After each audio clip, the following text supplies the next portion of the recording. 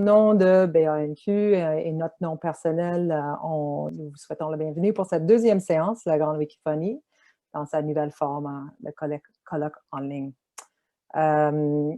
Juste un mot sur les participants. J'ai expliqué ça la semaine dernière, mais je reviens avec ça pour ceux qui n'étaient pas parmi nous. Cette semaine, nous sommes presque 90 personnes inscrites. Et rapidement, on a autant d'organismes culturels, sociétés historiques, entreprises, organismes de représentation. On a des instituts de recherche, des représentants d'un ministère comme Culture et Communication. Donc, on a vraiment une grande variété encore de participants, ce qui était l'idée. Donc, on est vraiment content. Un petit mot encore sur la Wikiphonie. L'initiative est née, comme j'ai expliqué la semaine dernière, de ces deux constats. D'abord, l'importance énorme que prend l'univers Wikimedia dans la visibilité des contenus sur le web en tant que source essentielle et incontournable. Et on sait d'expérience, Jean-Benoît et moi, nous sommes journalistes écrivains et on ne pourrait plus survivre dans notre façon de faire sans Wiki, c'est sûr, et on n'est pas les seuls.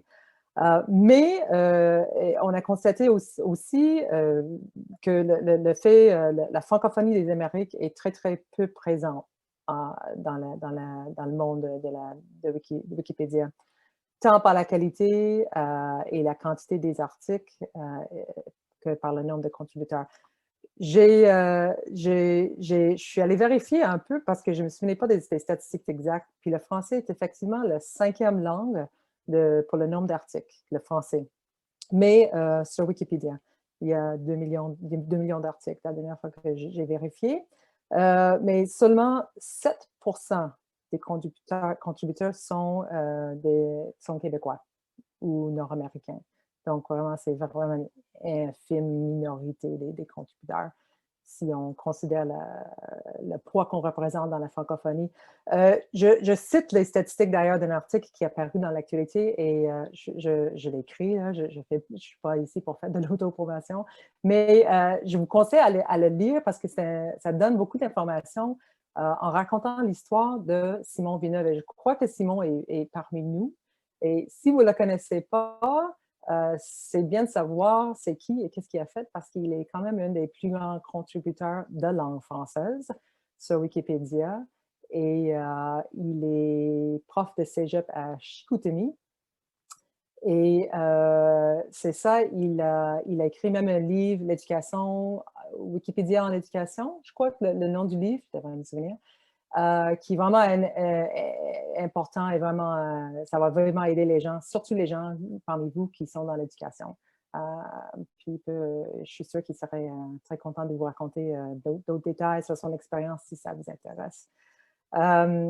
Donc, l'idée de la Wikiphonie était de rassembler tous les organisations, les associations, entreprises, chercheurs et tous ceux qui bénéficient de la diffusion d'informations fiables sur leurs travaux ou leur organisation, et de créer cette espèce de communauté pour échanger et partager des expériences afin de faire avancer la cause de tous et de la langue française en Amérique du Nord.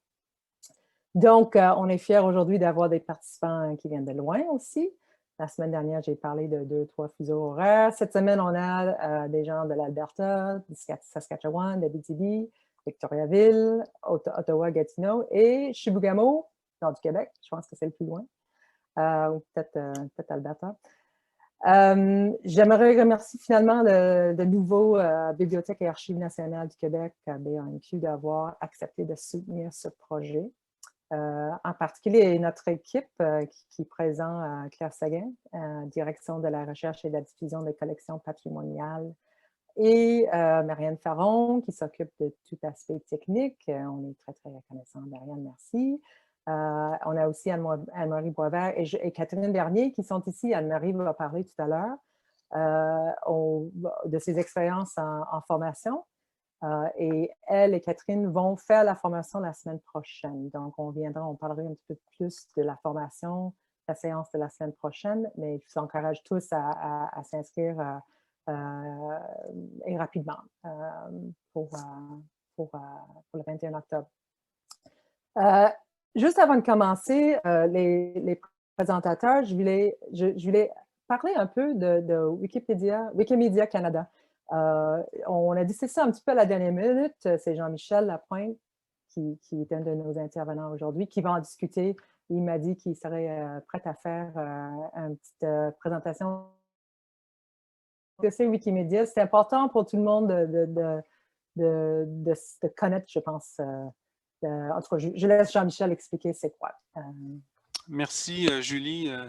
Je vais partager l'écran. Voilà. Et là, est-ce que vous pouvez me dire si vous voyez l'écran? Moi, je ne le vois pas. Non? OK. Moi, je le vois. Moi, ça va. Oui? Oui, Aussi. vous voyez? OK, parfait. Donc là, vous voyez probablement le champion québécois de Wikipédia, Simon Villeneuve.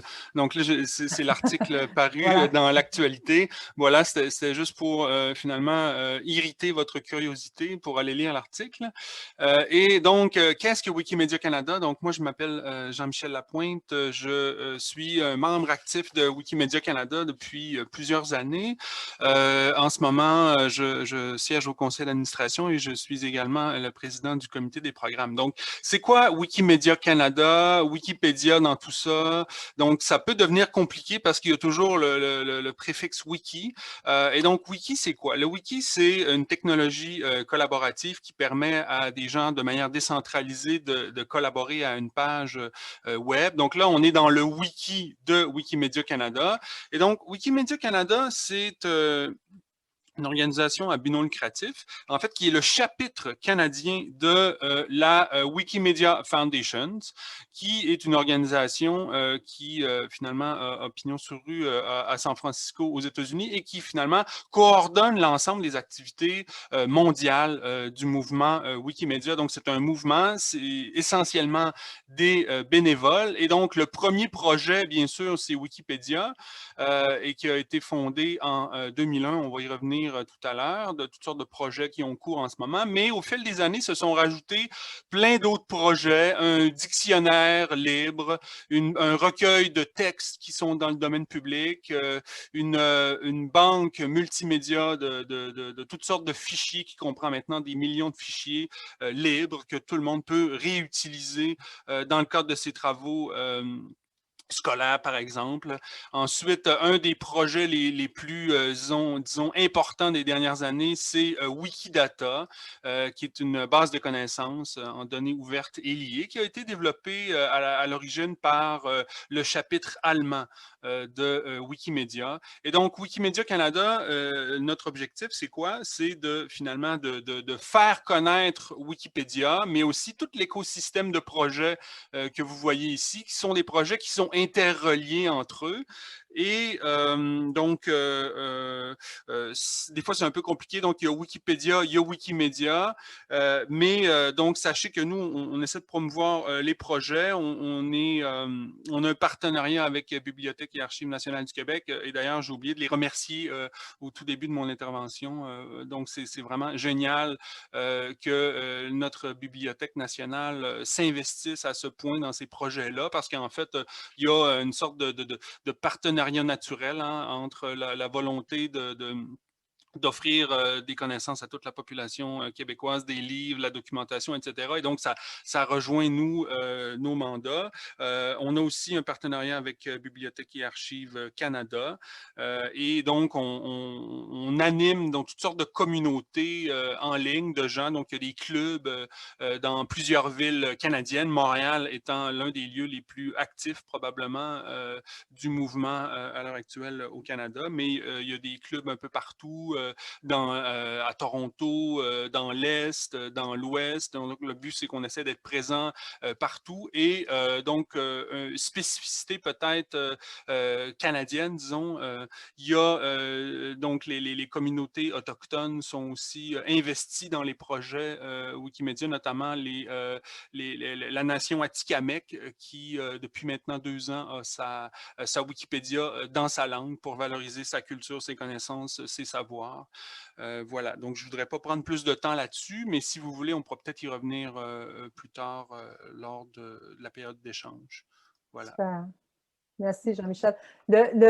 Si, mettons, quelqu'un dans une région ou une autre, ils veulent partir un club, donc c'est comme un réseau qui pourrait faire, ils n'ont qu'à vous contacter et Oui, tout à fait. vous organiser, c'est ça, OK.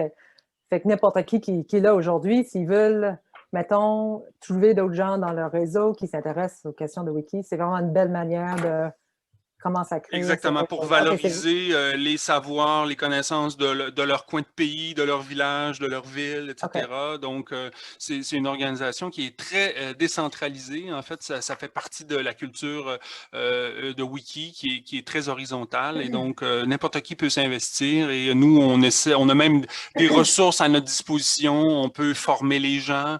Il y a toutes sortes de choses qu'on peut faire. Et évidemment, avec les contraintes qu'on a en ce moment pour la COVID-19 là, qui s'applique, Ouais. qui fait qu'on ne peut pas se rencontrer en présence, disons, mais donc c'est un projet, c'est une organisation qui est nativement numérique, donc c'est sûr qu'on fonctionne assez bien avec la réalité à distance actuelle. OK, super. C'est parce que la semaine dernière, on parlait de comment j'ai posé la question aux intervenants, comment vous avez fait pour trouver des gens, des contributeurs, former votre réseau. Puis c'était un peu par les formations, en fait, qu'ils ont faites. Fait que là, je me demandais un peu comment les gens pourraient facilement avoir accès aux outils nécessaires à la formation pour faire la formation. Mais en fait, vous pourrez passer par Wikimedia Canada pour commencer. Oui, notamment, oui, n'hésitez pas à OK. nous rejoindre. Puis d'ailleurs, BANQ organise toutes sortes d'activités de vulgarisation pour s'initier à la contribution Ouais. dans Commons, la banque d'images, ou encore dans Wikipédia. Il y a toutes sortes de projets aussi autour de Wikidata qui se mettent en place. Je ne veux pas vendre la mèche de personne, mais bref, c'est des choses dont on va parler aujourd'hui. OK, super. OK, cool. Mais donc, le but, la semaine dernière, j'ai expliqué, le but, c'est vraiment de partager l'expérience de différents organismes pour vous familiariser avec les possibilités et le potentiel de l'univers Wikimedia à travers leurs expériences. La semaine dernière, on a eu Joanne Lebel de l'ACFAS, Mathieu Gauthier, pilote de la Fondation Lionel Groulx, Nathalie Thibault du Musée national des beaux-arts. Donc, on avait quelqu'un, patrimoine, sciences et arts. Et cette semaine, on a un autre mélange, dont Jean-Michel que vous venez d'entendre. Je vais les présenter brièvement tout à l'heure avec la présentation. Chacun ils ont tous une grande expérience d'utilisation de Wiki. Durant la demi-heure, donc on va faire comme la semaine dernière, ils auront 10 minutes pour faire la présentation.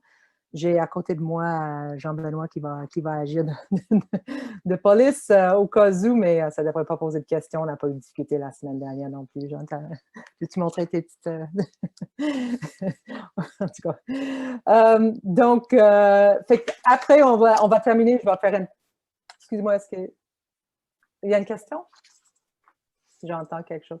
On va faire une table ronde où je vais poser des questions à tout le monde. Par la suite, des questions pour vous tous, les trois. Puis ensuite, on va avoir la période ouverte, des questions des gens. Donc, tout le monde peut poser des questions dans le chat ou converser. C'est salon. Vos caméras en ce moment aux participants sont fermées, les micros sont fermés. On aurait aimé ça, avoir ça ouvert, très ouvert, mais c'est juste trop de gens pour que ce soit faisable. Donc, voilà. Je commencerai donc par notre première intervenante, Anne-Marie Boisvert, bibliothécaire, direction de la recherche et de la diffusion des collections patrimoniales à BANQ, qui va parler de valoriser le patrimoine documentaire grâce au projet Wikimedia. OK. Donc, j'ai fait une petite présentation PowerPoint pour éviter de trop naviguer dans le web, parce que des fois, ça peut être étourdissant. Dans les prochaines 10 minutes, je vais vous parler un petit peu plus en profondeur du partenariat entre BANQ et Wikimedia Canada. Et je vais ensuite poursuivre avec les 3 projets auxquels on contribue, soit Wikipédia, Wikimedia Commons et Wikisource. Donc, depuis 2013, BANQ a un partenariat avec Wikimedia Canada, un partenariat qui a permis vraiment de joindre notre mission commune qui est de démocratiser l'accès au savoir et à la culture. C'est un énoncé qui correspond exactement à ce à quoi servent les projets Wiki également. Ce qu'on fait, c'est que les bibliothécaires, les archivistes et les Wikipédiens croisent leur expertise en contribuant au projet Wikimedia. Principalement, ce qui se passe, c'est qu'on offre des ateliers de contribution qui vont solliciter la participation citoyenne. Nos principaux objectifs, c'est vraiment d'améliorer la représentation du Québec, de son histoire, de ses figures d'importance au sein des projets Wiki francophones, mais aussi d'encourager et de soutenir la réappropriation du patrimoine documentaire québécois, puisqu'évidemment, en tant qu'institution nationale, on a vraiment de la matière première pour contribuer au projet Wiki.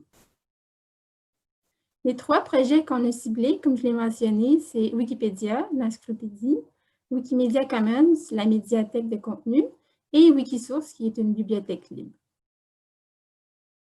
Tout ce que je vais vous présenter aujourd'hui se retrouve sur une page qu'on appelle une page GLAM. C'est un acronyme anglophone pour Gallery, Library, Archives, Museum, à distinguer de l'article encyclopédique de la Grande Bibliothèque et à distinguer aussi du portail, donc le site web de la bibliothèque.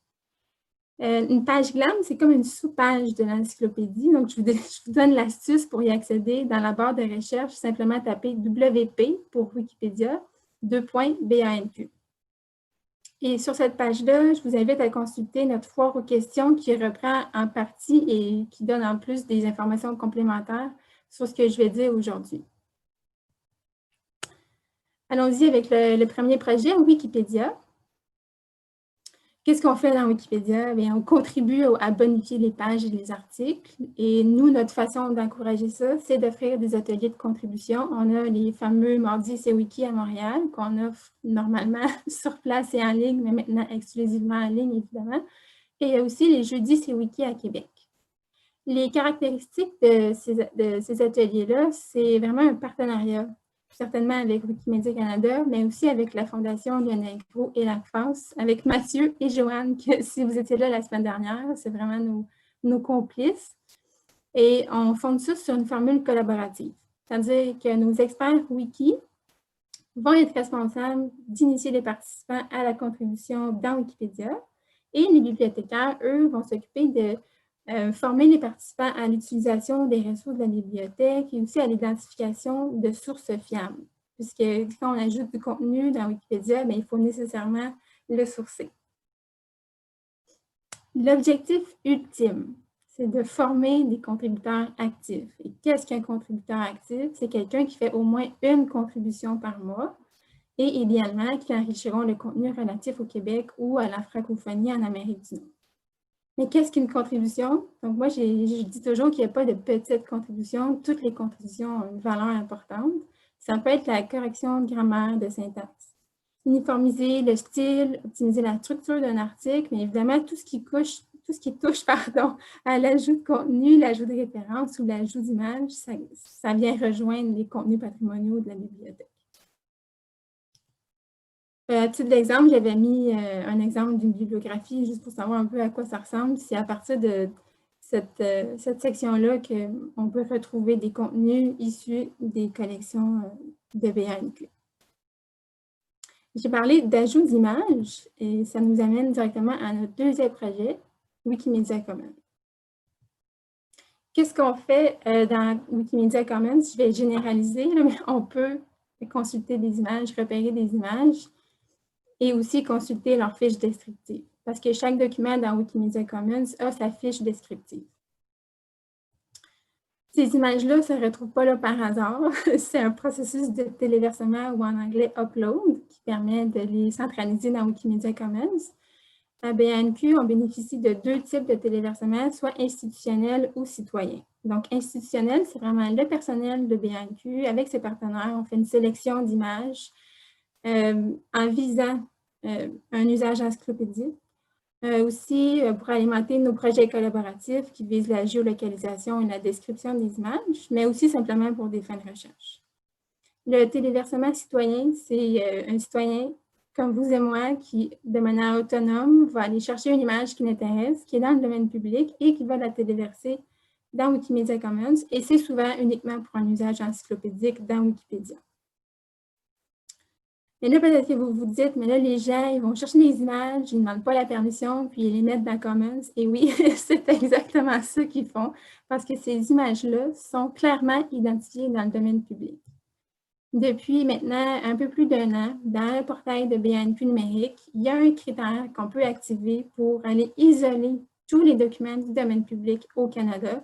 Et ça vient grandement faciliter le travail des Wikipédiens. Là. Ils bénéficient évidemment d'une autonomie accrue depuis qu'on a cette fonctionnalité-là. Quelques chiffres, juste pour vous donner une idée. Donc, c'est à peu près 60% de téléversements qui sont faits par l'institution et près de 40% des citoyens, pour un total présentement de 5240 images environ. Donc, ça ne s'affiche pas très bien, mais donc l'apport du citoyen et de la communauté est primordial dans les projets Wiki. Sur ces 5000 images-là, 30% sont présentement utilisées pour illustrer des articles de Wikipédia, toutes langues confondues. Puis, c'est toujours impressionnant parce qu'en un mois, donc juillet 2020, ça équivaut à plus de 2 600 000 impressions qu'on appelle, ou plus de 2 600 000 pages qui ont été vues dans Wikipédia et qui contiennent nos images. Mais Wikipédia, ce n'est pas la seule façon de valoriser ou d'utiliser les images. On peut le faire directement dans Wikimedia Commons. Vous vous souvenez, ça ressemble à... C'est la fiche descriptive d'une image. On peut ajouter des données de géolocalisation en allant épingler l'image sur une carte. Ça se fait avec un gadget qui s'appelle le Locator Tools, qui est accessible directement dans Wikimedia Commons. Et on peut également ajouter une description. Donc, ce qui est intéressant ici, c'est que l'utilisateur ou le contributeur ne va pas écraser la description d'origine qui est tirée de nos catalogues d'archives ou de bibliothèques, mais il y a vraiment un champ description pour les contributeurs où ils vont ajouter de l'information complémentaire. Et j'embraye troisième vitesse au projet Wikisource. Qu'est-ce qu'on fait dans Wikisource? En fait, on transcrit des documents, très utiles pour des documents manuscrits. Là, je vous en présente un exemple ici, mais aussi pour des documents imprimés. Il y a un processus de validation en 3 étapes. La première étape, c'est de corriger ou de transcrire le texte. Ensuite de ça, on passe à une étape de correction, comme une deuxième vérification. Et en troisième étape, il y a une validation. Quand toutes les pages sont en vert, on est prêt à publier le livre dans Wikisource.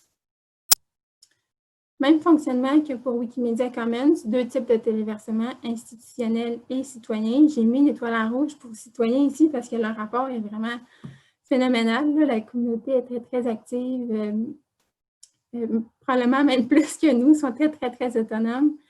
Puis, le but de Wikisource, c'est de faciliter l'accès des documents, faciliter le repérage aussi de ce contenu-là, mais également le partage. Et les documents deviennent disponibles en format EPUB, PDF, MOBI, puis on peut faire la lecture en ligne aussi.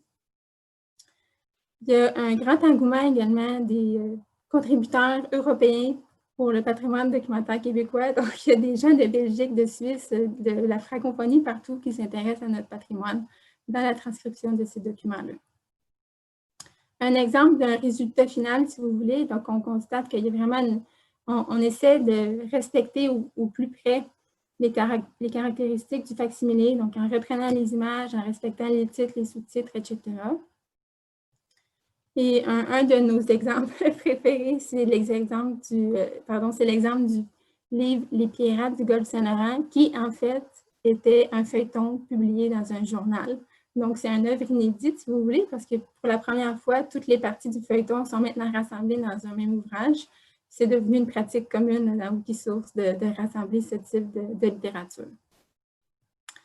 Mot de la fin, donc depuis 2013, je vous ai dit qu'il y a un partenariat entre BNQ et Wikimedia Canada, mais en réalité, c'est vraiment BNQ, Wikimedia Canada et notre public, les citoyens, parce que c'est vraiment une relation donnant-donnant. Nous, on leur propose du contenu et eux, ils vont vraiment le mettre en valeur au sein des projets.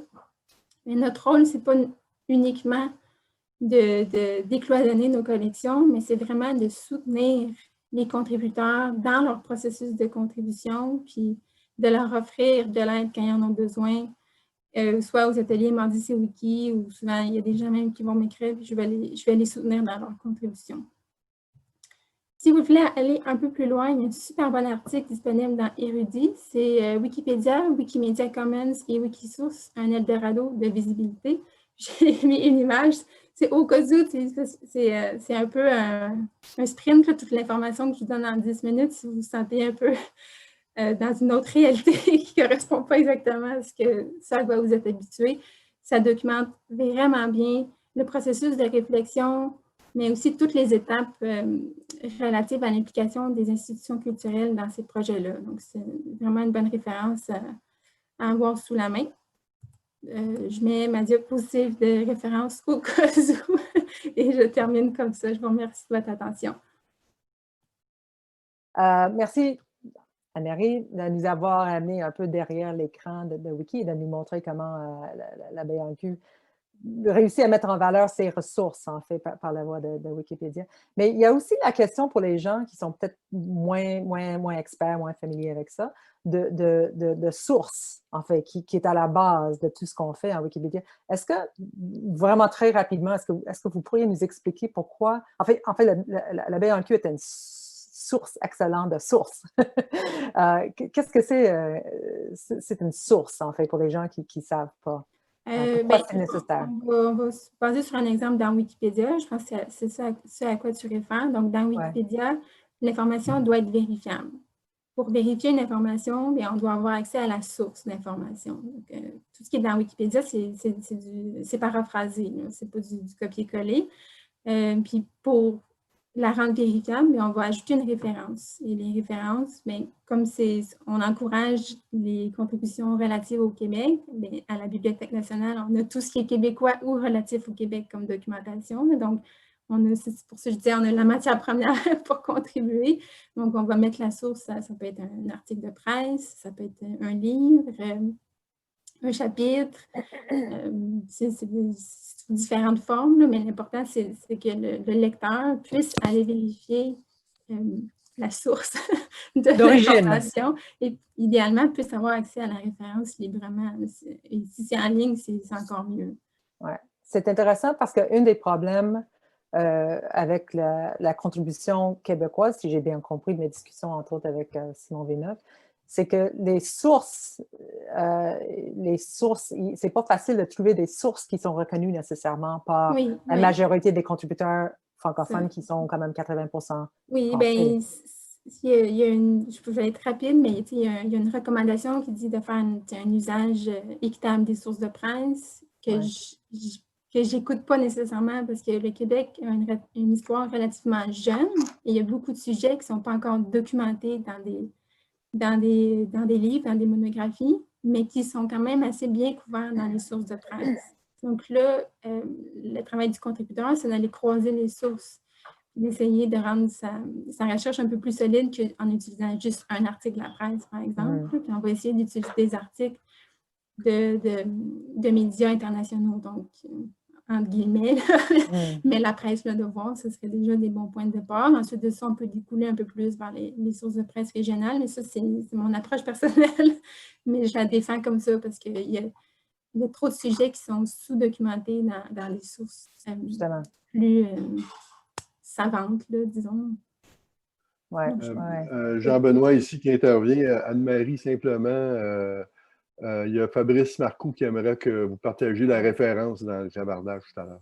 Oui, j'envoie le lien. Bonne idée, merci. Donc, on passera à Jean-Michel Lapointe, bibliothécaire Université du Québec à Montréal, qui parlera des projets pédagogiques utilisant Wikipédia et la contribution multilingue. Parfait. Voilà, donc on est parti pour 10 minutes.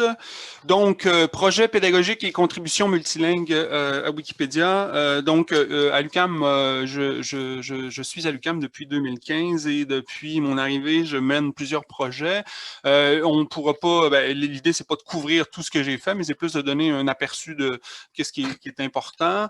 Donc, c'est très important ce que dit Anne-Marie tout à l'heure sur le fait que, dans le fond, les projets de de BANQ dépendent à la fois, oui, de BANQ, mais de Wikimedia Canada aussi, mais fondamentalement, ce sont les personnes qui décident de s'investir dans les projets, donc les personnes bénévoles. Donc, même si vous avez des idées fantastiques, si vous n'êtes pas capable de créer un dispositif qui est intéressant pour les personnes que vous voulez mobiliser pour faire ces projets-là, ça va être assez difficile. Et donc, juste pour vous donner une idée, donc moi, je vais parler notamment de l'article Wikipédia consacré à l'UQAM. Je viens d'aller voir à l'instant. Sur cet article-là, en date d'aujourd'hui, il y a 342 personnes qui ont contribué à cet article-là. Donc, ça vous donne une idée de l'ampleur que ça peut prendre, contribuer à Wikipédia. Il y a toutes sortes de monde qui viennent un peu partout dans le monde. Mais là, étant donné qu'on va surtout s'intéresser au contenu québécois, ben, il est fort à parier que c'est principalement des gens d'ici qui contribuent. Donc, quel est mon objectif plus général dans le fait de m'investir dans Wikipédia dans le cadre de mon travail? C'est, je dirais, l'objectif ultime, là, c'est de wikifier le milieu universitaire. Et donc, là, je le fais par le biais de mon travail à l'UQAM, mais j'ai plein de collègues, je suis loin d'être seul, j'ai plein de collègues à l'UQAM et ailleurs qui font un travail similaire. Donc, wikifier, ça veut dire quoi? Ben, en fait, je me suis inspiré d'un article d'elle dans les pages de Wikipédia. Donc, dans le jargon wiki, wikifier, ça veut dire s'assurer que la page, finalement, soit la charte graphique du site, donc la manière dont on structure l'information, correspond à ce qu'on trouve sur les pages Wikipédia. Et là, plus largement, qu'est-ce que j'entends, moi, par wikifier le milieu universitaire? Ça veut dire d'initier les profs et les étudiants à l'écriture encyclopédique collaborative, à l'intérêt de faire ça. Et quel est l'intérêt, donc, le cœur, disons, de pourquoi je fais ça? Et ça touche une corde sensible très, très forte auprès des profs et des étudiants à l'UQAM. C'est finalement de faire exister la culture québécoise en ligne en passant par Wikipédia et ses projets connexes, et notamment la culture savante québécoise, parce que il y a, dans les universités au Québec, on produit énormément de connaissances, mais cette connaissance-là qui est financée avec les fonds publics, quand est-ce qu'elle va rejoindre les citoyens et les citoyennes? Ben, souvent, très peu. Donc, d'inciter les profs à vulgariser, à montrer à leurs étudiants comment vulgariser les connaissances qu'ils apprennent en classe, ben, je pense que c'est un bon usage qu'on peut faire de notre temps en classe, mais aussi c'est une manière de contribuer à la société. Et à l'UQAM, nous, on a un mandat vraiment de valorisation et de contribution à la communauté. Donc, je trouve que ça s'insère bien dans ce qu'on fait à l'UQAM.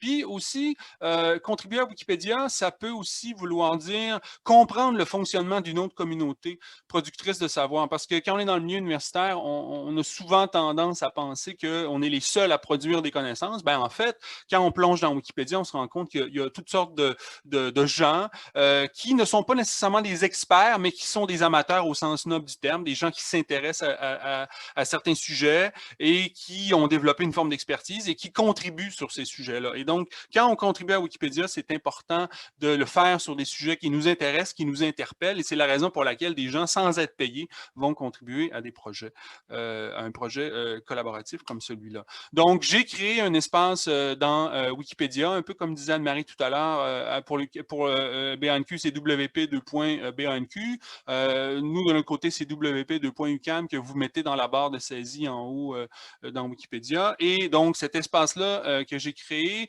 en fait, c'est un peu sous l'inspiration de Simon Villeneuve, qui, lui, fait des projets comme ceux-là, mais à Chicoutimi depuis 2008. Et donc, moi, je me suis dit, je vais le faire dans le milieu universitaire. L'idée, c'est que c'est un espace collaboratif où, finalement, je documente à la fois tout ce qui se passe à l'UQAM, toutes les activités qui ont lieu, mais aussi, c'est un espace où on héberge toutes sortes de ressources éducatives libres, de contenu pour d'évaluation pour comment introduire, comment faire des activités pédagogiques avec les étudiants. Et donc, j'offre une formation au Centre de pédagogie universitaire de l'UQAM pour aider les profs à finalement comprendre le fonctionnement de Wikipédia pour l'intégrer dans le cadre de leurs cours. Et disons, l'argument central, c'est de dire, ben, vos étudiants vont vous remettre des travaux et ces travaux-là, une fois corrigés, qu'est-ce qui vont arriver? Ben, ils vont finir au recyclage, les étudiants vont avoir eu leurs notes, très bien. Mais donc, pourquoi ne pas reformater les travaux, donc le fameux fameux travail de session, hein, le 10-15 pages de recherche personnelle, pour qu'à la place de finir au recyclage, ils finissent en partie au moins dans Wikipédia, et donc de faire contribuer la communauté, donc les étudiants, pour qu'ils apprennent à devenir des personnes qui sentent qu'ils ont une responsabilité à l'égard de la qualité de l'information qu'il y a en ligne. Et ça, dans le contexte actuel, hein, on est dans une pandémie, oui, de virus, mais aussi de fausses nouvelles. Donc, de faire en sorte que quand on trouve de l'information en ligne, ben, qu'on puisse améliorer les articles de Wikipédia ou encore d'enlever des erreurs qu'on peut trouver dans les articles dans Wikipédia. Je pense que ça peut aussi vouloir dire ça, être un citoyen aujourd'hui à l'ère du tout numérique.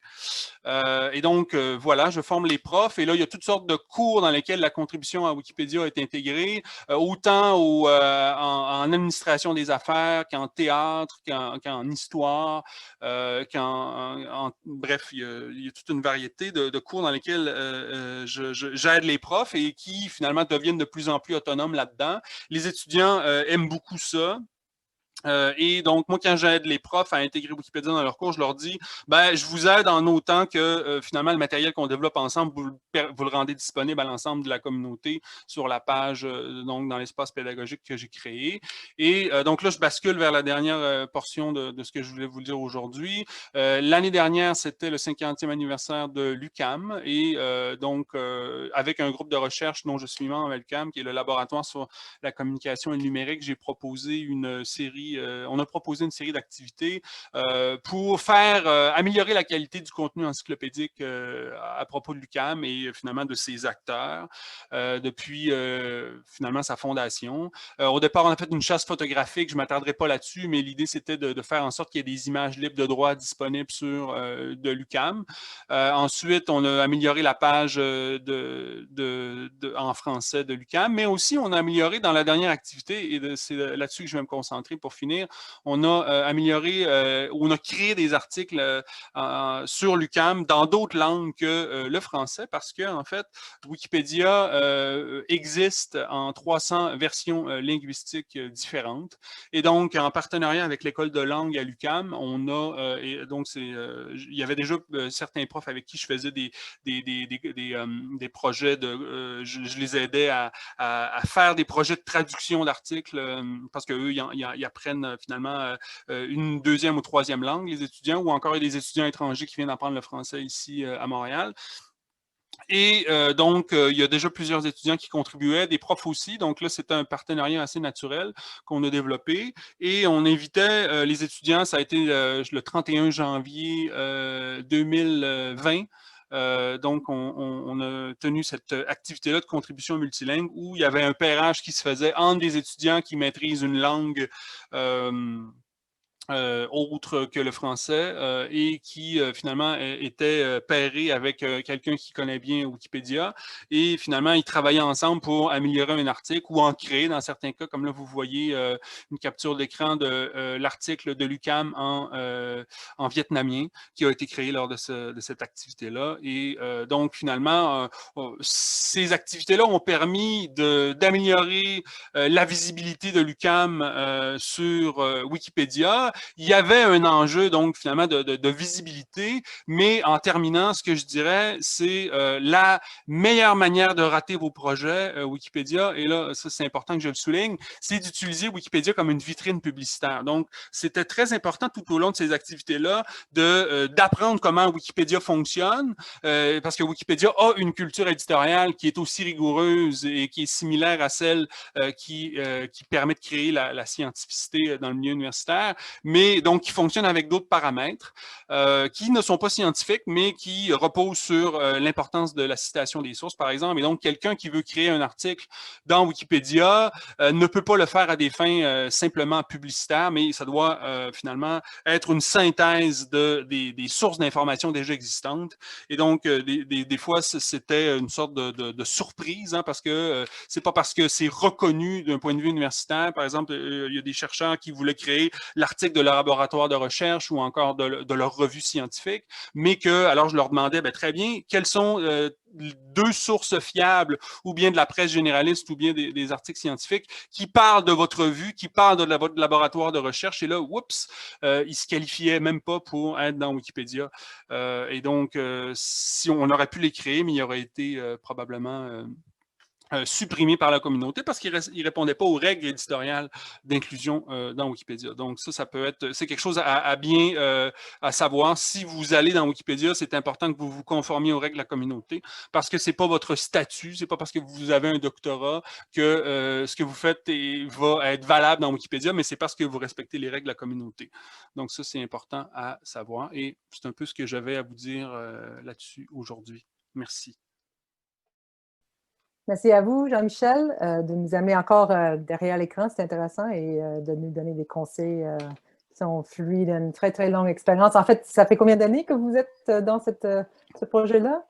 Ce projet-là, en fait, depuis mon arrivée à l'UQAM, je fais des activités autour de Wikipédia, avec des groupes de recherche notamment, mais l'espace pédagogique en tant que tel, je pense que je l'ai créé en 2016 ou 2017, justement dans l'optique de laisser une trace pour pérenniser un peu ces activités-là, puis aussi pour inspirer, parce qu'en fait, ce que j'ai créé, il y a un équivalent qui existe aussi dans d'autres universités, et donc tous ces projets-là sont interreliés, et donc, quand je vais voir ce qui se fait à l'Université de Montréal ou à Chicoutimi, ça me permet de m'inspirer. Je dis aux profs, avant, c'était très centré sur moi dans la mesure où les profs devaient absolument passer par moi pour comprendre ce qui fait leurs activités, pour les aider à les développer. Mais là, maintenant, je leur dis, allez dans l'espace pédagogique, puis regardez ce qui est intéressant pour vous, puis on s'en reparlera sur cette base-là, donc de pouvoir bénéficier des ressources déjà là. Voilà. Bravo. En passant, je vois que vous êtes devenu membre du Cercle de l'excellence pour votre travail Wikipédia.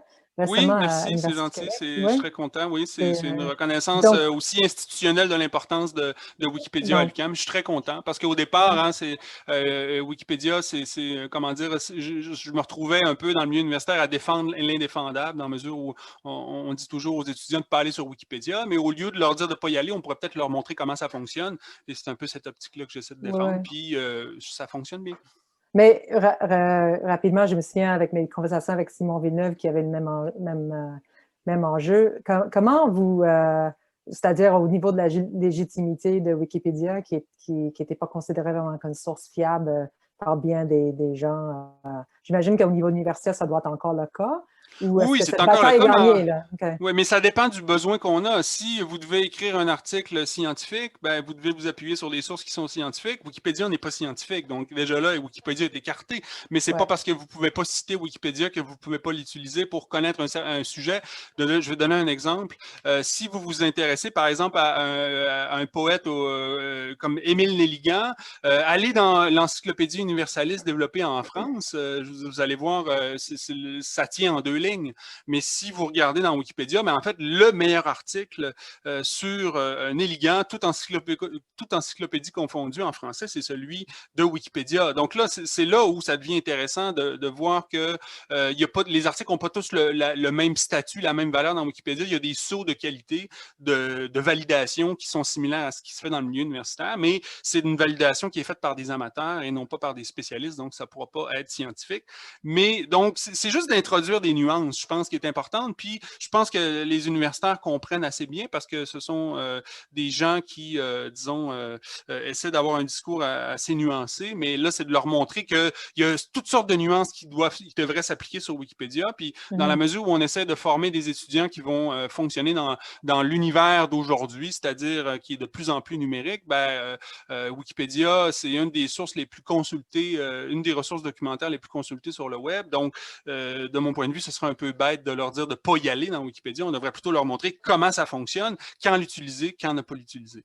OK, intéressant. Et rapidement, on en a parlé avec Joanne Lebel la semaine dernière au niveau de la... Elle n'avait pas de difficulté à amener les scientifiques à vulgariser, en fait, à écrire en style Wiki. Avez-vous de la difficulté avec cette idée En fait, c'est que ça dépend. De plus en plus, les organismes subventionnaires puis la manière dont l'université fonctionne, on essaie de sortir de la tour d'ivoire et finalement de valoriser la contribution à la société, la mobilisation des connaissances déjà existantes, parce que des fois, il y a un cercle de spécialistes assez restreint, disons 7-8 personnes qui créent du savoir, mais après ça, quand est-ce que ça percole dans la société civile? Souvent très peu, mais de demander aux chercheurs d'aller écrire dans Wikipédia, ils n'ont pas vraiment d'incitatif institutionnel à le faire, quoique c'est en train de changer de plus en plus, mais moi, je me dis, si on demande aux profs de former leurs étudiants, ça va avoir une valeur pédagogique, puis on va pouvoir améliorer la qualité du contenu dans Wikipédia, puis c'est surtout dans cette voie-là. Mon objectif, c'est pas de faire des profs, des wikipédistes, tant que de former leurs étudiants à eux à ce qu'ils le fassent. Puis la réception à date, elle est vraiment très bonne.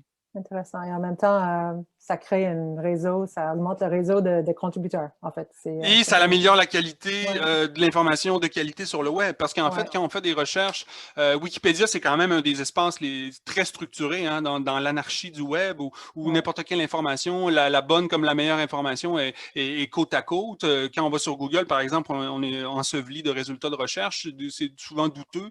Alors que quand on va dans Wikipédia, on peut quand même avoir... Il y a eu plusieurs filtrages. Donc, c'est pas parfait, mais ça va en s'améliorant. Et Wikipédia, c'est un projet encore. C'est un projet encyclopédique. Et donc, je pense qu'en y contribuant, on améliore la qualité, puis ça sert tout le monde. Super. Merci beaucoup. Plaisir. Avant de présenter la prochaine intervenante, j'aimerais juste rappeler aux gens, si vous avez des questions, vous pouvez commencer à écrire les questions dans la fonction converser ou chat, si vous l'avez en anglais. Jean-Benoît est en train de regarder les questions, puis on va y revenir bientôt. Donc, voilà. Merci. On va passer donc à Marina Gallet, directrice de la préservation et du développement des collections cinémathèques québécoises, qui va parler de Wikidata et les enjeux des données ouvertes. Bonjour à tous, merci. Donc, effectivement, je vais vous parler de ce que fait la Cinémathèque québécoise en lien avec Wikimedia et notamment Wikidata. Je vais vous partager mon écran. Voilà. Donc, la Cinémathèque québécoise a commencé en 2017 à créer des projets, à impliquer les citoyens, à créer des ateliers Wikimedia, en fait, pour participer à la fois aux plateformes Wikipédia, Wikidata et Wikimedia Commons. Donc, l'idée, c'était vraiment de réunir les trois projets ensemble. Ce projet a évolué. On a obtenu une subvention du Fonds stratégie numérique du Conseil des arts du Canada en 2018 pour mener le projet qu'on a intitulé « Savoir commun du cinéma ». Qu'on mène donc sur 3 ans, qui va se terminer l'année prochaine et qui vise donc à vraiment ouvrir nos données, les structurer, les rendre accessibles sur le web de manière structurée, sous licence libre, à impliquer les citoyens dans l'enrichissement de ces données, dans leur réutilisation, mais aussi à changer nos pratiques internes et à créer au sein de notre institution une culture de la donnée, donc mieux connaître les projets Wikimedia, mieux connaître ce que ça veut dire ouvrir des données et mieux finalement valoriser nos données, les rendre accessibles. Donc, dans le fond, nous, on avait... En gros, on a 3 types de données. On a beaucoup de collections sur les films, les affiches, les photographies. Donc, on a des données dans notre base de données qui concernent nos archives, qui concernent les personnes aussi, les artistes, les sociétés de production, mais aussi les données qui concernent les œuvres. Donc, on est ou pas des objets de collection dans nos archives. On va documenter les films produits au Québec, depuis les débuts du cinéma. Donc, on va rentrer toutes sortes d'informations comme des génériques assez complets, les années, les lieux de tournage, les langues, etc. Donc, c'est ces données-là qui sont quand même des données assez riches, qui sont complétées aussi par les données du dépôt légal du film au Québec, qu'on gère actuellement, et qu'on voulait un petit peu plus rendre accessible aux gens et rendre réutilisable. Alors, je vous montre... on a fait 3 choses avec Wikidata. Donc, la première étape, c'était de simplement rentrer des données manuellement, donc documenter, je vais vous mettre l'onglet Wikidata, donc documenter des films, des œuvres aussi, et des personnes. ou des sociétés de production. On s'est rendu compte au début qu'il y avait à peu près 4000 films qui étaient identifiés comme étant canadiens sur Wikidata. Nous, dans notre base, on en avait à peu près 40 000. Donc, on s'est rendu compte qu'il y avait de quoi vraiment enrichir la culture cinématographique canadienne, en fait, sur Wikidata. Donc, l'idée est partie de là. Ce que ça permet, ça, en rentrant manuellement, donc on a une Wikimédienne en résidence qui nous aide à rentrer ces données, c'est que, par exemple, on va pouvoir rentrer, quand on va créer des pages Wikipédia, comme là, vous voyez celle d'Anne-Claire Poirier, on a les petites infobox qui sont ici. Celle-ci va être remplie automatiquement avec les données de Wikidata. Donc, dans toutes les langues possibles. Donc, si on met à jour les informations dans Wikidata, elles vont automatiquement se répercuter dans les pages Wikipédia qui réutilisent ces données-là. Donc, ça, c'est un exemple. Donc, si je vous montre modifier le code, vous allez pouvoir voir l'infobox. En fait, c'est simplement ceci ici. Donc, c'est 3 lignes qui vont permettre d'obtenir toutes les données possibles sur Anne-Claire Poirier. Ensuite, on va pouvoir... La deuxième chose qu'on a faite, c'est qu'on a, dans Wikidata, donc là, je vous ai montré les champs qu'on peut rentrer, donc le titre, les genres de films, etc. Mais on peut aussi indiquer, ce qui est une deuxième chose intéressante dans Wikidata, tous les identifiants de toutes les autres bases de données, qui sont donc tous les... Dans IMDb, dans les bases de données de la Cinémathèque québécoise, à quelle œuvre ça correspond, ce film-là correspond. Donc, si on prend là les ordres, il a un numéro d'identifiant Wikidata qui est ici, donc un numéro unique qui l'identifie. Puis, on va pouvoir lui dire, là, dans la base de données de la Cinémathèque québécoise, ça correspond à cet identifiant-là. Et on est sûr que c'est cette œuvre-là. Donc, si je clique ici, je vais arriver sur la base de données de la Cinémathèque avec toutes les informations qui vont pouvoir venir éventuellement compléter, mais qui vont pouvoir aussi servir de référence pour le film. Puis après, on a accès aussi donc, à nos objets de collection, donc on peut aller plus loin, puis aller voir les affiches, les photographies, etc. liées aux ordres. Donc pour ça, en fait, on avait dans notre base, on avait 100 000 films, donc canadiens, internationaux. On a fait un petit script, en fait, donc on a dû créer ce qu'on appelle une propriété pour lui dire, voilà, nous, on a une base de données à la Cinémathèque, on identifie nos œuvres de cette manière-là, et on va considérer, donc on a fait un script, on va dire, si dans Wikidata, on a la même œuvre, qui contient, c'est-à-dire un titre exact à la nôtre, à ce qu'on a dans notre base, si ce titre-là a la même date de création que la nôtre, et si ce titre-là a le même réalisateur que ce qu'on a nous indiqué dans notre base de données, alors on va considérer que c'est la même œuvre. Dans ce cas-là, le script va aller automatiquement ajouter l'identifiant de la Cinémathèque québécoise sur la page film dans Wikidata. Donc, ce que vous voyez là, l'ajout de cet élément-là, de cet identifiant-là, on en a ajouté 30 000 de manière automatique, ce qui permet donc de faire le lien avec Wikidata, mais aussi avec toutes les autres bases de données qui sont situées pour chaque film. Donc là, par exemple, on peut dire, on peut aller voir dans IMDb, puis relier tout de suite à cette œuvre-là, donc ce qui permet de faire des croisements, mais aussi de voir toutes les données qui sont disponibles autour de cette œuvre assez facilement. La troisième chose qu'on a faite, donc c'est un petit peu l'inverse, c'est de pouvoir justement voir le bénéfice d'avoir lié ces données-là et de pouvoir les croiser et les réutiliser autrement, donc de permettre d'autres utilisations que ce qu'on pourrait faire simplement avec notre base de données. Donc, simplement un exemple, on a voulu créer un outil de visualisation que je n'ai pas là, et qui voulait montrer un petit peu les équipes de tournage, donc quelles personnes tournaient généralement ensemble pour faire des films. Et on voulait représenter le pourcentage de femmes versus le pourcentage d'hommes en général qui travaillaient ensemble, qui formaient des groupes et qui réalisaient des films au Québec. Donc pour ça, nous, dans notre base de données, on avait les films, on avait des génériques assez complets, mais on n'avait pas de données sur les genres des réalisateurs ou des réalisatrices. Donc on est allé les chercher dans Wikidata. On a fait des liens entre les personnes qu'on avait dans notre base de données, entre les personnes qu'on avait dans Wikidata, et on a pu récupérer ces informations-là et donc créer un outil de visualisation qui représentait le pourcentage de femmes. Ça nous permet aussi de voir, par exemple, pour toutes les œuvres réalisées au Québec qui sont présentes dans Wikidata et dans notre base, quel est le pourcentage de femmes, par exemple. Donc, c'est des données, c'est des requêtes qu'on peut faire qui ne sont pas possibles à réaliser sans le croisement des données.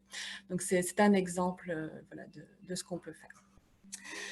Je vais m'arrêter là. C'est simplement qu'on est en partenariat avec Wikimedia pour ça. Puis le but, c'est vraiment d'essayer, on expérimente des choses, donc on essaie vraiment de créer différentes façons de réutiliser ces données, différentes façons de les créer. Donc la suite, ça pourrait être comment nous verser plus de données dans Wikidata par la suite, mais comment aussi peut-être importer certaines données dans Wikidata ou en tout cas les lier à notre base de données. C'est un petit peu vers ça qu'on s'oriente pour les prochaines années. Merci. Merci beaucoup. Je vous en prie. Je voulais vous poser une question, mais ensuite, c'est une question que je veux poser aux trois intervenants ensemble. Mais particulièrement, on commencera par le cas de Cinémathèque. Vous créez une base de données qui est intéressante en soi, mais est-ce que ça vous donne de la visibilité autre ou un autre? Qu'est-ce que ça donne? En fait, tout le monde va se demander, parce que c'est un grand effort, on comprend tous que c'est énormément d'efforts, puis il faut vraiment quasiment réorganiser l'organisation pour y arriver. Qu'est-ce que ça donne, la base de données à Cinémathèque? Oui, ben nous, c'est sûr, on a notre base interne parce qu'on documente nos archives, etc. Donc déjà, dessus, on documente nos archives. Donc pourquoi ne pas les laisser ouvertes, en fait, pour permettre aux gens, justement, de créer des projets. Donc je vais vous montrer simplement, j'ai oublié de vous montrer d'ailleurs, je vais vous partager mon écran à nouveau, simplement, pour vous montrer une petite utilisation, en fait, qu'on a faite avec Wikipédia en termes de visibilité, justement. C'est que ce qu'on a fait dans Wikidata, si je prends la fiche les ordres, ce coup-ci, dans Wikipédia, vous allez voir en bas, quand on parle de référence, on a les liens externes. On avait fait un petit script qui permettait d'ajouter automatiquement aux pages Wikipédia le lien vers notre base de données, donc notre fiche de base de données pour chaque page liée au film. Donc là, finalement, le projet a évolué, les Wikipédiens s'en sont resservis, en fait, et ont créé finalement les ressources, une base ressources relative à l'audiovisuel qui fait qu'on apparaît, on est en même temps que Allociné, IMDb, Rotten Tomatoes, et on a Cinémathèque québécoise qui permet, si on clique dessus, donc d'accéder à la fiche de l'œuvre complète et au document. Donc ça, en termes de visibilité, ça veut dire qu'on est visible dans Wikipédia, dans Wikidata également. Ça veut dire le fait d'ouvrir nos données dans Wikidata. Wikidata, les données sont sous licence CC0, donc Creative Commons 0. Ça veut dire que tout le monde peut les réutiliser, les modifier, en faire ce qu'il veut avec, les enrichir, les importer dans sa base de données. Donc on peut penser à des applications citoyennes, par exemple, qui réutiliseraient ces données-là pour, j'explique toujours, par exemple, montrer les lieux de tournage, faire une carte des lieux de tournage à Montréal, par exemple, ça pourrait être fait avec des données, typiquement des données ouvertes. Et puis aussi dans Wikidata, Google aussi les réutilise en partie, ils ne réutilisent pas que Wikidata, on ne sait pas exactement ce qu'utilise Google précisément, mais il utilise entre autres Wikidata quand on fait des recherches sur les ordres, par exemple, ou sur un artiste ou sur un film. Les données qu'on va avoir à droite sont en partie venues de Wikidata. Donc, ce qu'on voit là, en fait, à droite. Donc, c'est pas tant la visibilité de notre institution que la visibilité du cinéma québécois, en fait, qu'on recherche à travers ça, et la disponibilité des données et des archives. OK. Merci, c'est intéressant. Mais effectivement, Google, je ne sais pas, en fait, les entrées de Wikipédia rentrent toujours en premier dans une recherche. Google, oui, elles sont moi, je me très rends visibles. compte, comme journaliste, c'est vraiment... Donc, le fait de faire ce croisement-là, d'augmenter, en fait, l'optimisation de... Comment on l'a dit? Search Engine Optimization, ça augmente la visibilité, le moteur de recherche. Oui, Okay, oui. comme la découvrabilité, entre autres, découvrabilité, des exactement, œuvres. c'est le mot que je cherchais. Donc, c'est fascinant. Donc, l'avez-vous senti dans la vraie vie, c'est-à-dire pas dans l'ordinateur, mais comme institution? Est-ce que vous l'avez senti, là, cet effort, des fruits de cet effort? C'est sûr qu'on on le ressent surtout à travers Wikipédia. Comme le fait d'être mentionné comme base de données officielle à la fin des pages Wikipédia, ça a pas mal marqué. Je vous dirais, on a des bons retours là-dessus, des réalisateurs, de notre équipe aussi, qui était aussi du coup quelque part fiers de pouvoir voir que nos données servaient et étaient accessibles directement dans Wikipédia. Mais on n'a pas d'outil statistique qui permet de voir à quel point c'est réutilisé, par contre. Ce qu'on a, ça, c'est un tableau de bord qui peut nous dire, comme l'a dit Anne-Marie, combien de fois les articles qu'on a modifiés ou les éléments Wikidata qu'on a modifiés ou qu'on a créés ont été vus. Donc là, je peux voir depuis qu'on les a modifiés, donc on a 3 millions d'articles vus, par exemple, mais ça s'arrête là. On n'a pas d'outils, puis ça, c'est ce qui manque un petit peu, d'outils de suivi de réutilisation de nos données. Mais vu les résultats, vous jugez évidemment que ça vaut la peine de continuer cet Nous, on a effort-là. des retours humains là, du milieu cinématographique, donc rien que ça, en fait, on trouve ça très positif. Puis on a une Wikimédienne en résidence qui crée quand même beaucoup d'articles, beaucoup d'éléments Wikidata, donc voilà, on est convaincus du bien fondé de ce qu'on fait, mais on a peu d'outils pour mesurer les résultats, en fait. Super. Intéressant. Donc, on va y aller en reculant. Jean-Michel, est-ce que vous avez de quoi ajouter, en fait, sur la visibilité de ce que je présume que l'UQAM a ressenti les fruits de votre effort. Qu'est-ce que ça donne? Qu'est-ce que ça a donné à ce niveau-là? Ben, c'est sûr que c'est multiple, puis en même temps, est-ce qu'on peut vraiment le savoir?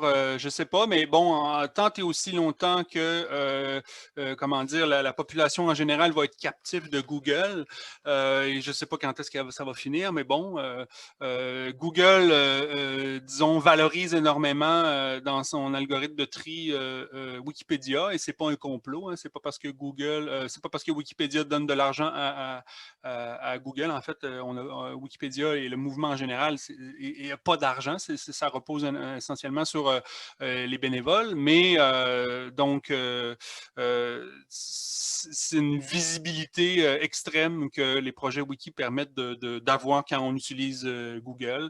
Et donc, c'est sûr que ça aide. Comme par exemple, si pour m'en tenir à ce qu'on fait, nous, autour de les activités multilingues qu'on a faites, ben, quelqu'un, par exemple, imaginons qu'il veut venir étudier à l'UQAM et qui est, par exemple, je ne sais pas, moi, en Algérie ou au Vietnam ou peu importe, et là, qui voit que l'UQAM existe en vietnamien, ben, c'est sûr que ça crée une porte d'entrée parce que nous, notre page à l'UQAM sur notre site institutionnel, elle n'est pas en vietnamien, elle n'est pas en atikamekw, elle n'est pas en, imaginez toutes les langues qui existent, mais alors qu'elle existe dans Wikipédia. Donc, c'est sûr que ça crée une visibilité de ce point de vue-là. Mais en même temps, visibilité, oui, mais toujours dans les paramètres de l'objectif encyclopédique de créer des savoirs. C'est ça l'objectif. Et donc, c'est ça, des fois, où ça peut être difficile. Donc, on veut créer de la visibilité, mais s'il n'y a pas de sources qui permettent finalement de créer du contenu, ben, on ne peut pas simplement dire, ben, moi, je le sais. Non, il faut que ça passe par des sources écrites. Donc, ça, c'est comme une des paramètres par rapport à Wikipédia. Puis sinon, Wikidata, par exemple, est moins pointilleux sur les sources. Nous, on l'utilise, en fait, c'est des projets que je suis en train de développer en ce moment pour créer une base de données, finalement, et la verser dans Wikidata de toutes les profs de l'UQAM, parce que ça va nous permettre, après ça, de faire de la visualisation de données. Ça va nous permettre de... Parce que c'est un peu ça qui est intéressant de mettre toutes ces données-là ouvertes pour que ensuite ben, d'autres personnes puissent les enrichir à leur tour et de créer des liens inédits. Puis ça va nous permettre d'apprendre probablement des choses qu'on ne sait pas sur l'UQAM. Puis c'est un peu ça, c'est une manière finalement d'amener tout le monde à les enrichir, à les utiliser pour après ça créer des savoirs nouveaux. Voilà. Anne-Marie, dans votre cas, le but n'est pas, peut-être pas en soi la visibilité de BANQ, mais vraiment la mission de l'institution. Mais est-ce que vous aussi, vous voyez, vous sentez l'effet, en fait, de ces travaux? Oui. Des travaux qui durent longtemps aussi, dans votre cas, qui durent quelques années. C'est ça, donc la motivation première, effectivement, c'est pas de s'octroyer une meilleure visibilité. La motivation première, c'est de rendre accessible de plusieurs façons, autant sur notre site web que dans les projets Wiki, le contenu patrimonial. Puis en le rendant accessible, c'est d'améliorer ensuite de ça la qualité des contenus relatifs au Québec dans Wikipédia ou la représentation aussi de la réalité québécoise dans Wikisource et dans Wikimedia Commons. Okay. C'est sûr que la visibilité, elle est quand même relativement elle est quand même quantifiable par rapport aux images. C'est plus difficile par rapport aux références dans Wikipédia. Là, il n'y a pas de traçage vraiment qui nous permet de le quantifier. Mais les images, comme je le disais, pour un mois, c'est 2 millions, mais pour une année, c'est environ 30 millions de vues pour le 30% des images qui ont été utilisées dans Wikipédia. Donc, c'est énorme. Puis, ce qui serait encore plus intéressant, c'est de pousser ça encore plus loin, c'est-à-dire qu'elles sont relativement bien représentées pour la Wikipédia en français, mais de répliquer, donc d'ajouter ces mêmes images-là dans les articles qui existent dans d'autres langues. Ça serait encore plus génial, donc pour améliorer la qualité, donc pas pour améliorer notre visibilité de nos collections, mais c'est vraiment la qualité des contenus relatifs au Québec. C'est vraiment ça, la motivation, c'est de... Wikipédia en français, le Canada est le deuxième pays après la France à consulter le plus Wikipédia en français. Donc, c'est nécessaire de créer des contenus qui vont répondre aux besoins de la population qui les consulte. Donc, c'est surtout ça la motivation. Oui, OK.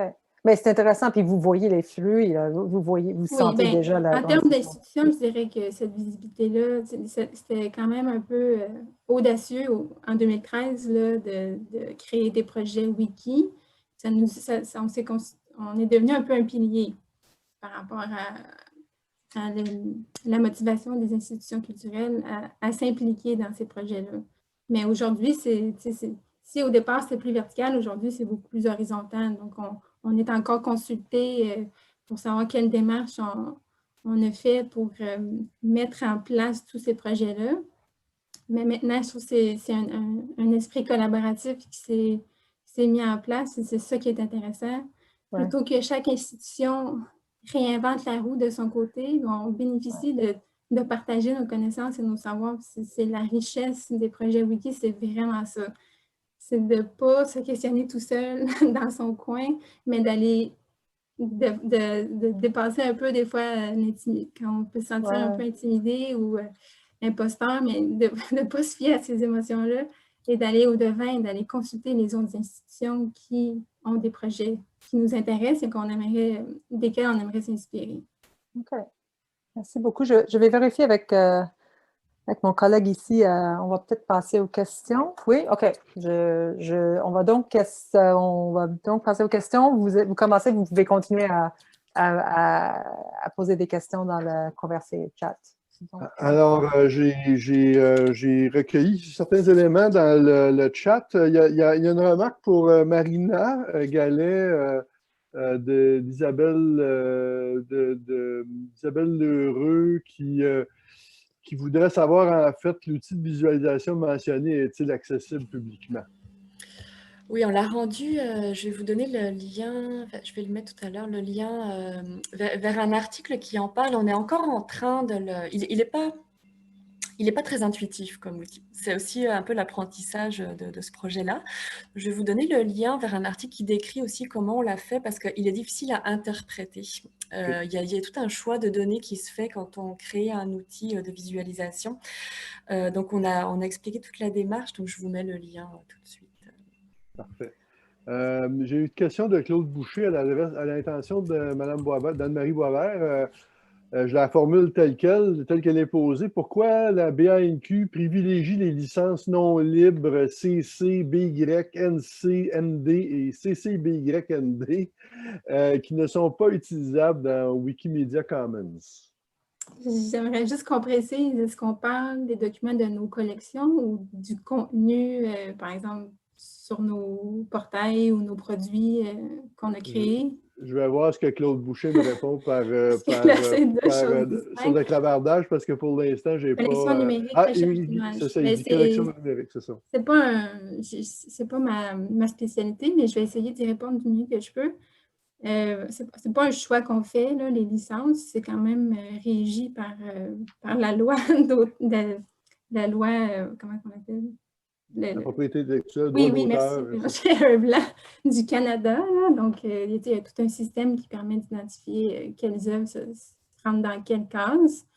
Puis, notre initiative, c'était vraiment de faciliter l'identification de ces licences-là pour chaque œuvre. Donc, maintenant, dans BNQ numérique, c'est ça, il y a une facette ou un filtre là, qui permet au moins de faciliter ça. Ce qui est dans le domaine public, on l'a identifié comme étant dans le domaine public, mais ce qui touche les autres licences, c'est vraiment la licence actuelle de l'œuvre. Je ne crois pas qu'il y a eu une interprétation nébuleuse là, de la chose. C'est quand même assez bien structuré des connaissances que j'ai. Je suis désolée d'être pas si précise, mais vous pouvez, si jamais ça ne répond pas, vous pouvez communiquer avec moi, puis je saurai, en précisant peut-être un petit peu plus vos besoins, puis je saurai un peu plus vous aiguiller par rapport à ça. Parfait.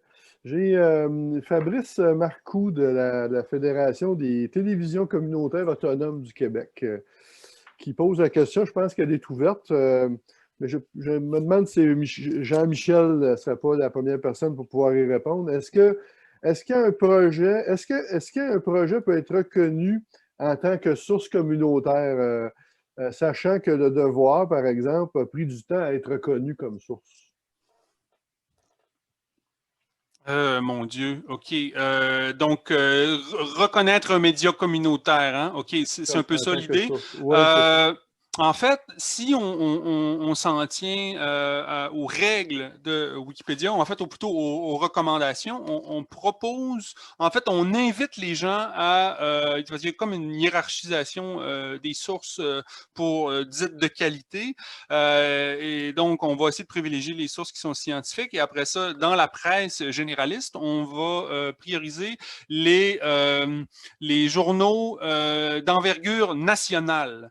Et là, je ne veux pas faire de politique ici, mais est-ce que la presse, Le Devoir, c'est un journal national? La nation, c'est laquelle? C'est le Québec? C'est le Canada? Donc là, il y a eu toutes sortes de débats avec la communauté francophone, et donc qui est mondiale, et donc qui est aussi majoritairement en France.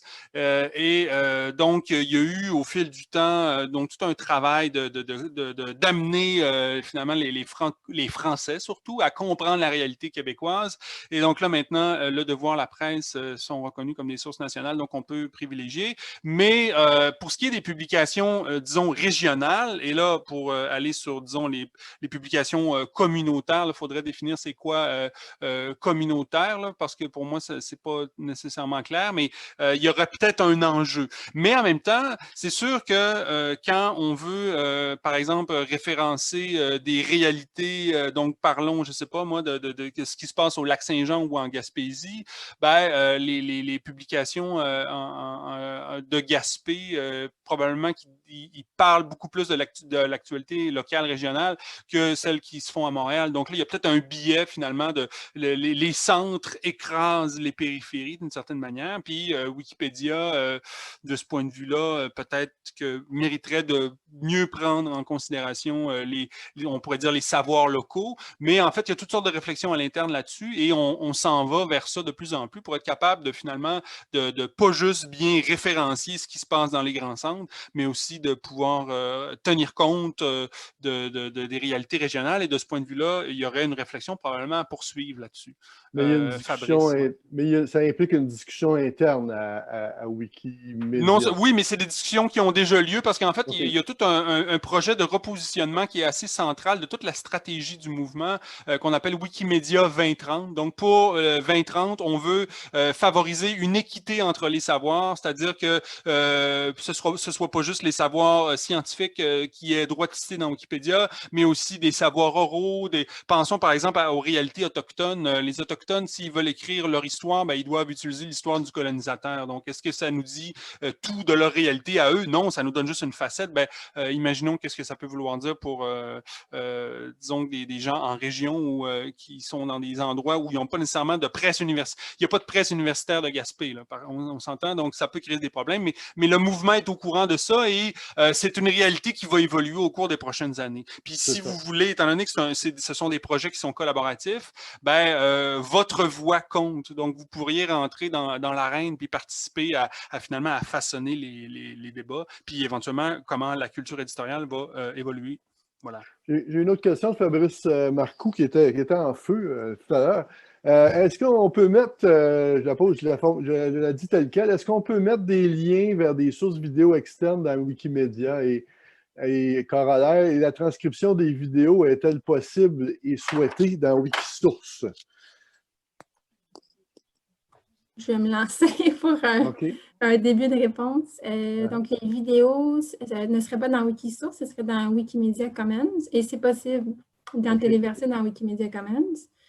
La transcription, je ne sais pas. Je suppose qu'il y a une façon de faire pour ajouter le texte qui est dit dans la vidéo. On peut utiliser une source vidéo dans Wikipédia, mais encore là, il faut vraiment vérifier les critères d'utilisation parce qu'il y a des recommandations par rapport à ce type d'usage-là. Par exemple, si c'est une entrevue, bien, on va considérer ça comme une source primaire. Puis, par exemple, disons qu'on m'interviewe, et je peux dire n'importe quoi, mais il y a juste moi qui sais que c'est n'importe quoi. Puis si on utilise ça comme source dans Wikipédia, bien, c'est un peu... c'est pas vrai. Là. Donc, c'est l'enjeu un peu de l'utilisation des sources vidéo quand on parle d'entrevue, par exemple. Je ne sais pas si les collègues auraient quelque chose à ajouter par rapport à ça, Jean-Michel ou... Moi, je dirais, pour les sources aussi, je distingue deux façons de les utiliser parce que le problème des sources nationales ou des sources acceptées par la communauté, je trouve qu'il se pose surtout pour l'admissibilité des articles. Donc, pour justifier l'admissibilité des articles, c'est là qu'il nous faut des sources dites nationales, fiables, reconnues, etc. Mais une fois qu'on a ces deux sources-là, là, on peut compléter avec d'autres sources qui peuvent aussi être reconnues, donc les vidéos, des articles peut-être plus locaux, qui ne vont pas justifier l'admissibilité de l'article, mais qui vont apporter des informations supplémentaires. Et là, ça ne pose pas de problème, d'après mon expérience. Donc, je veux juste distinguer aussi ces deux aspects-là des sources. Mais nous, on utilise des fois des vidéos, puis ça n'a jamais posé de problème. Là, on met des liens vers des documentaires accessibles en ligne. C'est très intéressant. Je signale aux participants qu'il y a une discussion parallèle sur le clavardage. Donc, j'étais dans la problématique où j'essayais de suivre vos réponses, Jean-Michel, Anne-Marie et Marina, tout en suivant la discussion parallèle sur le clavardage, mais vous pourrez y référer par la suite, tout le monde. Il y a des réponses intéressantes qui nous sont venues de certains participants, notamment Simon Villeneuve, Claude Boucher et Marilyn Veilleux. Je ne peux malheureusement pas aller dans les détails parce qu'on va se perdre. Marina, j'ai une question pour vous parce que dans votre présentation, on a sauté immédiatement dans Wikidata. J'aimerais que vous me parliez un peu plus de votre processus pour arriver là à la Cinémathèque. Je pense que ça n'a pas été linéaire. Vous n'êtes pas arrivé dans Wikidata comme ça. Vous avez commencé par tout un processus. J'aimerais vous entendre parce que, au fond, beaucoup de nos participants sont devant cette situation-là où ils commencent. Là. Et j'aimerais vous entendre un petit peu plus sur votre processus. Oui, okay. Ben, c'est sûr qu'on a commencé par Wikipédia, comme je pense comme beaucoup de monde. Puis moi, ça venait d'un intérêt personnel aussi. On a commencé à former l'équipe à ça, puis à organiser des ateliers avec les gens, les citoyens. L'idée au départ, c'était simplement d'enrichir les pages Wikipédia. Puis ça arrivait en même temps un peu que la vague, on parlait de la découvrabilité de nos données. On s'est rendu compte que des données factuelles, aussi les données qu'on rentrait simplement dans notre base, donc pas des textes écrits, mais vraiment des données brutes, pouvaient être aussi intéressantes. Donc, et qu'on en avait beaucoup, notamment avec le dépôt légal, et que ces données-là, elles étaient un petit peu enfermées sur notre site web. On a un moteur de recherche en ligne, comme je vous l'ai montré tout à l'heure, mais sur notre site web, on a un copyright en bas qui mentionne que toutes les informations qui se trouvent sur ce site sont propriété de la Cinémathèque, donc personne ne peut les réutiliser. Donc on s'est dit, comment on peut les rendre accessibles? Ça veut dire dire clairement qu'elles sont ouvertes, mais aussi trouver une plateforme qui permette de les rendre accessibles. Donc à travers Wikidata, on trouvait ça intéressant pour les partager avec les citoyens, inviter les gens aussi à contribuer de manière plus simple au projet Wikimedia. Il y en a qui préfèrent travailler avec Wikidata parce que c'est assez... on remplit des champs, il n'y a pas de texte à écrire, il y a un aspect peut-être un peu moins littéraire aussi, qui plaît plus à certaines personnes. Donc, on s'est rendu compte de ça. Et puis, dans les soirées Wiki qu'on organisait, c'était très complémentaire finalement. Il y en a, on pouvait travailler autour d'un même artiste. Mettons, on créait la page d'un artiste. pendant qu'il y en avait qui prenaient des photos de l'artiste, qui les intégraient dans Wikimedia Commons, et en même temps, il y avait d'autres personnes qui rentraient les informations sur l'artiste dans Wikidata et les informations sur toute son œuvre dans Wikidata. Donc, il rentrait toutes les œuvres et tous les prix reçus par l'artiste dans Wikidata. Donc, c'est des informations aussi, des fois, qu'on ne va pas retrouver forcément dans Wikipédia. On ne va pas tout lister. On peut lister tous les prix, mais on ne va pas avoir tous les détails nécessairement associés à ça. Donc, voilà, on s'est rendu compte que ça marchait bien comme ça et que c'était très complémentaire. Donc, on a continué à avancer là-dedans. Puis, on a un projet de web sémantique aussi qui fait qu'on structure nos données en RDF, et Wikidata permet aussi de faire ce lien avec le format RDF. Donc, c'était encore d'autant plus intéressant de pouvoir créer ça. Puis, je rajouterai, excusez-moi, il y a pas mal de choses qui ont mené à Wikidata en même temps. C'est aussi que, justement, on parlait des licences, des enjeux juridiques. Nous, dans le domaine du cinéma, il y a peu de choses encore dans le domaine public qu'on a ou qu'on peut rendre sous licence libre, CC BY ou CC BY SA. On s'est rendu compte qu'avec nos données, par contre, on pouvait, comme c'est nous qui rentrons nos données, on a les droits sur ces données. On a fait une étude juridique qui est d'ailleurs accessible en ligne, si vous voulez la consulter, sur comment voir si nos données nous appartiennent et comment est-ce qu'on peut les rendre accessibles. Donc, pour nous, c'était plus facile aussi juridiquement, c'était plus sûr d'aller déjà dans ce sens-là, en se disant, bon, bah, qu'est-ce qu'on peut faire déjà avec ces données-là avant de travailler sur nos archives. OK. Voilà. Intéressant. Moi, j'aimerais juste profiter du moment un peu pour rassurer les gens qui sont peut-être un peu perdus par le vocabulaire et les thèmes de référence, que dans l'atelier de formation la semaine prochaine, vous allez vous faire expliquer tout ce qui est sur la rédaction et les règles de rédaction, qui sont quand même complexes, quoi. Donc, qu'est-ce qui est un bon article? Qu'est-ce qui est l'ébauche? Qu'est-ce qui est une admissibilité, un bon article, etc. Je pense que Catherine et Anne-Marie vont faire la tour. Mais là-dessus, est-ce que je peux me permettre Oui. rentrer dans... Oui, alors, étant donné que les projets, au fil du temps, ils sont mis à intéresser de plus en plus de personnes, mais pour faciliter la coordination, il a fallu se doter de règles de fonctionnement et de fil en aiguille, il y en a eu plusieurs parce qu'il fallait s'assurer qu'on ait finalement la même base de fonctionnement. Donc, c'est normal, il y a une courbe d'apprentissage pour finalement s'intégrer dans ces projets-là et on n'a jamais fini d'apprendre. Donc, c'est aussi ça qui est intéressant et c'est pas juste apprendre un écosystème de projets qui est cloisonné et refermé sur lui-même. C'est absolument pas le cas. C'est relié à tout l'ensemble du web et donc plonger dans l'écosystème wiki, ben, finalement, c'est plonger dans le web d'aujourd'hui. Donc, c'est ça qui fait que c'est intéressant. Il y a toutes sortes de passerelles possibles avec finalement le monde numérique dans lequel on est aujourd'hui et nous, à Wikimedia Canada, mais aussi toutes les personnes qui s'intéressent à ces projets-là. Ce qu'on aime le plus, c'est partager nos connaissances, notre savoir, nos expertises. Donc, n'hésitez surtout pas à m'écrire. Probablement que ça vaut pour mes collègues Marina et Anne-Marie. Donc, nous, on ne demande qu'à compter sur plus de gens qui veulent enrichir la présence du Québec en ligne. Et voilà. On peut, je pense... Il y a d'autres questions. Il y a plein... En fait, c'est ça, c'est on a énormément de questions sur le quoi et le comment. Et Julie l'a dit, la semaine prochaine séance, vous êtes tous We can talk about it bienvenus. today. Pas de raison. Ouais, mais si je peux rajouter peut-être une petite note, c'est qu'aujourd'hui, on vous présente des projets plus ou moins aboutis. C'est peut-être ça qui a l'air des fois un peu impressionnant, mais c'est parti de petits, puis ça s'est construit aussi au fil des années.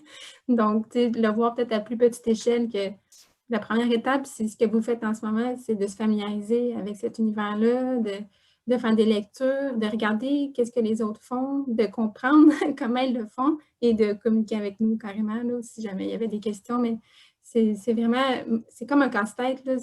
On n'est pas arrivé au tableau qu'on a aujourd'hui par magie. C'est vraiment, je suis certaine que vous en êtes conscient, mais on ajoutait des morceaux un petit peu à la fois. On a commencé par mettre quelques images dans Wikimedia Commons, d'avoir un projet avec ces images-là, et puis ça s'est déchaîné au fil des années, mais on est parti de petit au départ. C'est peut-être garder cette notion-là en tête. Là.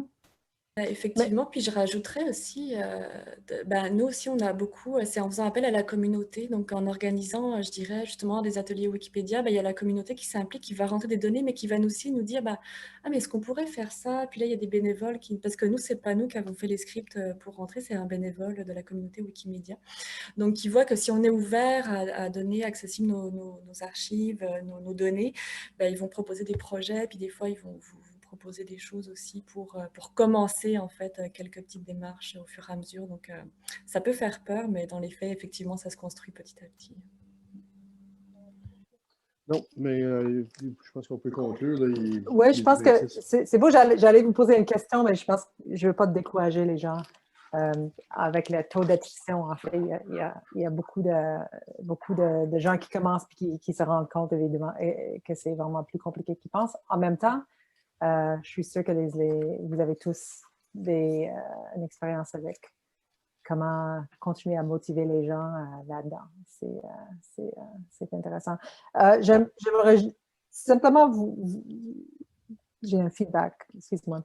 Vous rappelez la semaine prochaine, si on peut encore s'inscrire dans l'atelier de formation où on va aborder toutes ces questions-là de rédaction. Etc. Et le 28 octobre, je vous invite également à vous inscrire dans l'espèce de conversation qu'on va avoir sur l'avenir de la Wikiphonie, en fait, pour décider quel projet on va poursuivre par la suite. Ça va être basé par la question des gens, l'intérêt des gens. En fait, tout le monde est le bienvenu à tous les niveaux. Puis on est vraiment curieux d'avoir votre feedback un peu sur les 2 séances qu'on vient de terminer. Écoutez, j'aimerais remercier encore les intervenants. Marina, Jean-Michel et Anne-Marie. Marina, c'est ça. Et voilà, c'est tout. Est-ce que, Jean, tu as des choses à ajouter? Écoutez, la séance du 28 va être importante parce que les gens vont pouvoir formuler leur vision. Oui, la Wikiphonie, c'est quelque chose qui est né de discussion. On n'a pas une idée. Elle a pris la forme brièvement de séances de formation. Peut-être que ces séances-là se maintiendront, mais on veut entendre les gens pour des idées sur ce que ça pourrait être que cette chose collaborative entre organismes dans le but justement du projet d'améliorer les contenus francophones nord-américains. Donc, nous invitons à vous inscrire nombreux. Et finalement, si vous voulez joindre les intervenants de cette semaine ou la semaine dernière, vous pouvez le faire en s'inscrivant sur la page Wikiphonie. Il faut créer un compte de Wikimedia. C'est pas compliqué. Et de cette façon-là, vous pouvez rejoindre. Je suis sûre qu'ils seront ouverts à vos questions générales, spécifiques et tout. Donc, voilà, on va se terminer là. Merci beaucoup pour tous les participants et les intervenants et notre équipe ABANQ, et Claire et Marianne. Merci.